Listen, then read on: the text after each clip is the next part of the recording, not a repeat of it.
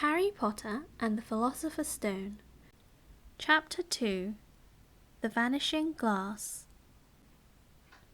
Nearly 10 years had passed since the Dursleys had woken up to find their nephew on the front step, but Privet Drive had hardly changed at all. The sun rose on the same tidy front gardens and lit up the brass number 4 on the Dursleys' front door.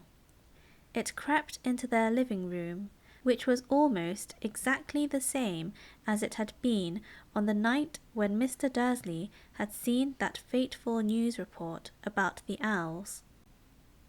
Only the photographs on the mantelpiece really showed how much time had passed.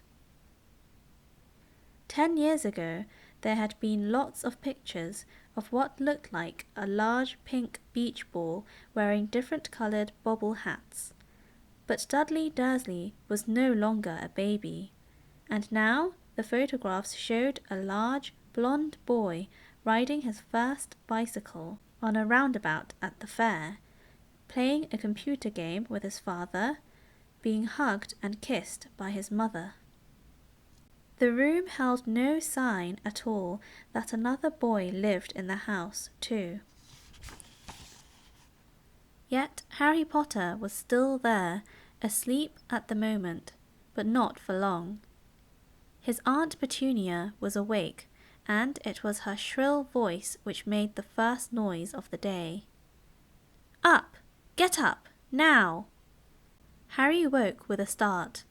His aunt rapped on the door again. "Up!" she screeched. Harry heard her walking towards the kitchen, and then the sound of the frying pan being put on the cooker. He rolled onto his back and tried to remember the dream he had been having. It had been a good one.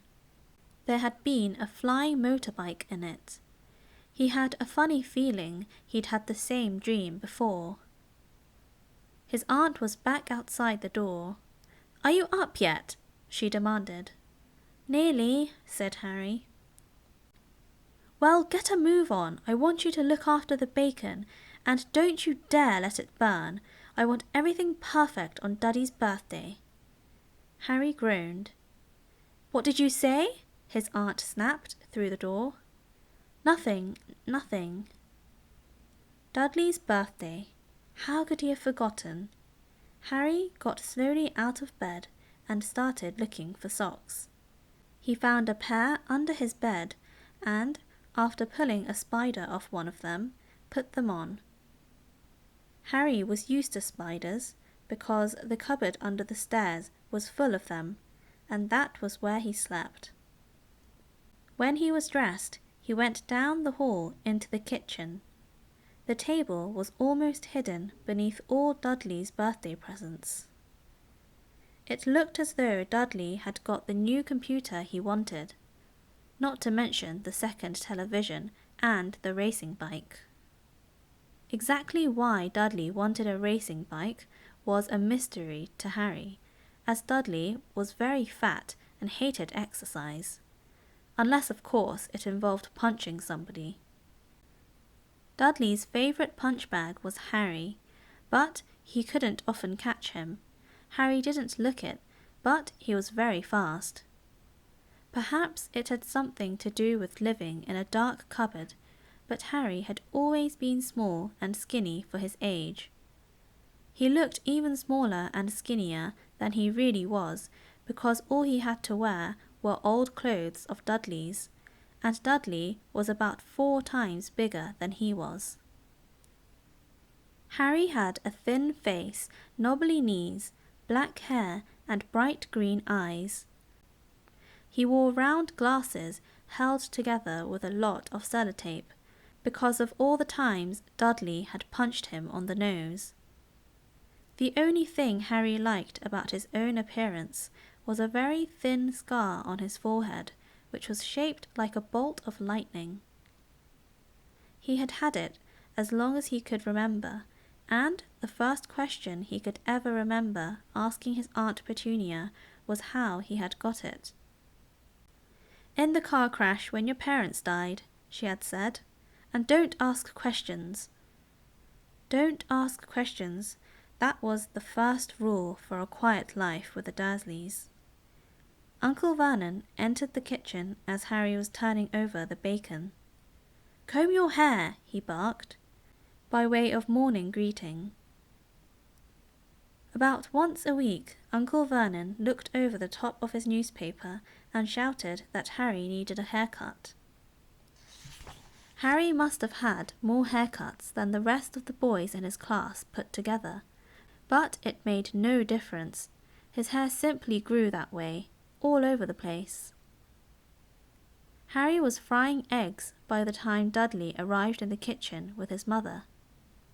Dudley looked a lot like Uncle Vernon.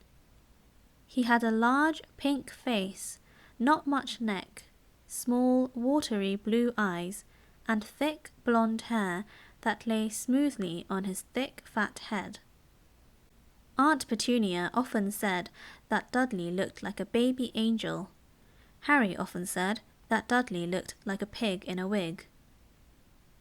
Harry put the plates of egg and bacon on the table, which was difficult as there wasn't much room. Dudley, meanwhile, was counting his presents. His face fell. 36, he said, looking up at his mother and father. That's 2 less than last year. Darling, you haven't counted Auntie Marge's present. See, it's here, under this big one from Mummy and Daddy. All right, 37 then, said Dudley, going red in the face.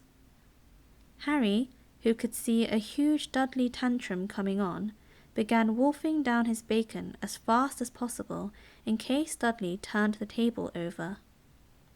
Aunt Petunia obviously scented danger too, because she said quickly, "And we'll buy you another 2 presents while we're out today. How's that, Popkins? 2 more presents. Is that all right?" Dudley thought for a moment. It looked like hard work. Finally, he said slowly, "So I'll have 39, sweetums," said Aunt Petunia. "Oh." Dudley sat down heavily and grabbed the nearest parcel. "All right then." Uncle Vernon chuckled.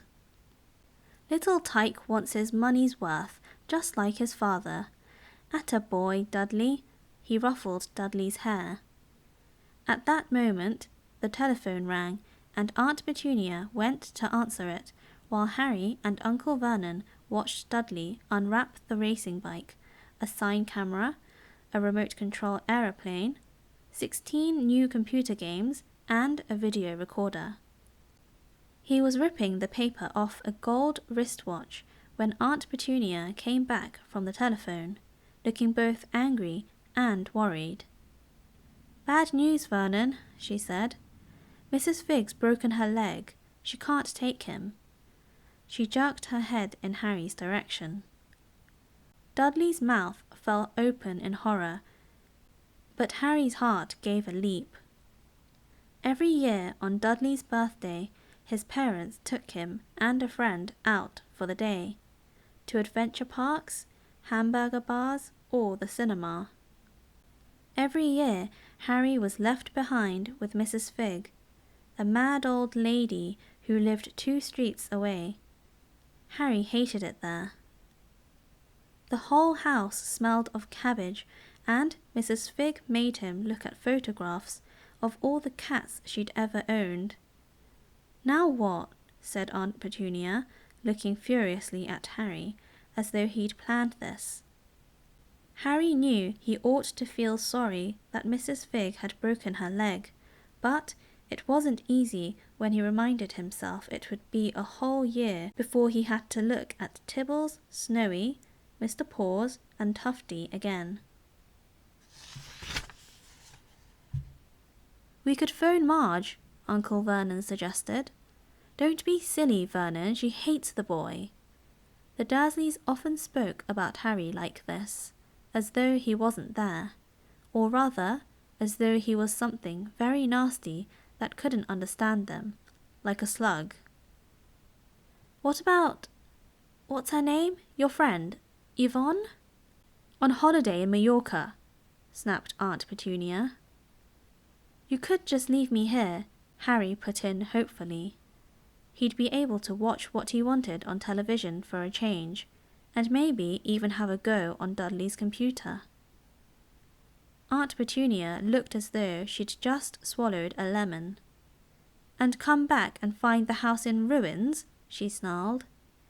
I won't blow up the house, said Harry, but they weren't listening. I suppose we can take him to the zoo, said Aunt Petunia slowly, and leave him in the car. That car's new, he's not sitting in it alone. Dudley began to cry loudly. In fact, he wasn't really crying. It had been years since he'd really cried, but he knew that if he screwed up his face and wailed, his mother would give him anything he wanted. Dinky Duddydums, don't cry. Mummy won't let him spoil your special day, she cried, flinging her arms around him. I don't want him to come, Dudley yelled, between huge pretend sobs. He always spoils everything. He shot Harry a nasty grin through the gap in his mother's arms. Just then the doorbell rang. Oh, good Lord, they're here, said Aunt Petunia frantically. And a moment later, Dudley's best friend, Piers Polkiss, walked in with his mother. Piers was a scrawny boy with a face like a rat. He was usually the one who held people's arms behind their backs while Dudley hit them. Dudley stopped pretending to cry at once. Half an hour later, Harry, who couldn't believe his luck, was sitting in the back of the Dursleys' car with Piers and Dudley, on the way to the zoo for the first time in his life. His aunt and uncle hadn't been able to think of anything else to do with him, but before they'd left, Uncle Vernon had taken Harry aside. I'm warning you, he had said, putting his large purple face right up close to Harry's. I'm warning you now, boy, any funny business, anything at all, and you'll be in that cupboard from now until Christmas. I'm not going to do anything, said Harry. Honestly. But Uncle Vernon didn't believe him. No one ever did. The problem was, strange things often happened around Harry, and it was just no good telling the Dursleys he didn't make them happen.